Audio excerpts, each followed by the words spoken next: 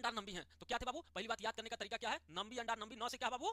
नंबी, नौ से है नैनार, नौ से नैनार, नौ से नंबी। तो पूछेगा पहला नंबर नंबी अंडार नंबी कौन से संत थे? तो आपसे पूछेगा नैनार संत थे, तो आपको जवाब देना है नैनार संत। ये जो नंबी अंडार नंबी थे एक व्यक्ति थे, इस व्यक्ति को तमिल व्यास कहा जाता है। क्या कहा जाता है? तमिल व्यास कहा जाता है। बहुत इंपॉर्टेंट फैक्ट है भाई साहब, आप एकदम याद कर लीजिएगा, क्योंकि पूछा गया क्वेश्चन है कि नंबी अंडार नंबी क्यों तमिल व्यास कहा जाता है। पूछा गया क्वेश्चन है कि तमिल व्यास किसको कहा जाता है, तो आप बताएंगे कि तमिल व्यास भाई साहब नंबी अंडार नंबी को कहा जाता है। क्यों कहा जाता है? क्योंकि इन्होंने एक पुस्तक लिखा। क्या बाबू? एक पुस्तक लिखा जिसका नाम है तिरुवाचगर की रचना की। क्या किए थे बाबू? तिरुवाचगर की रचना किए थे। नंबी अंडार नंबी क्या किए थे? तिरुवाचगर की रचना किए थे। अब तिरुवाचगर क्या है? तिरुवाचगर आप कहोगे, तिरुवाचगर को तमिल वेद कहा जाता है। ये बहुत इंपॉर्टेंट फैक्ट है भाई साहब का। नंबी अंडार नंबी को सबसे पहले ध्यान रखना है कि नंबी अंडार नंबी जो है नौ से नंबी, नौ से नैनार संत। क्या बाबू? नैनार, ठीक है ना? नैनार, नैनार संत, ये आपको ध्यान में रखना है। नैनार संत, ठीक है ना? ये आपको ध्यान में रखना है कि नंबी अंडार नंबी जो है वो क्या थे? एक तरह से नैनार संत थे। और दूसरा बाबू, नैनार संत किसके उपासक थे? तो आप कहोगे नैनार संत जो है बाबू वो शिव के उपासक थे। क्या है? शिव के उपासक थे। किसके? भगवान शिव के उपासक थे। और नंबी अंडार नंबी के बारे में थोड़ा सा फैक्ट अगर देखोगे तो आप कहोगे तमिल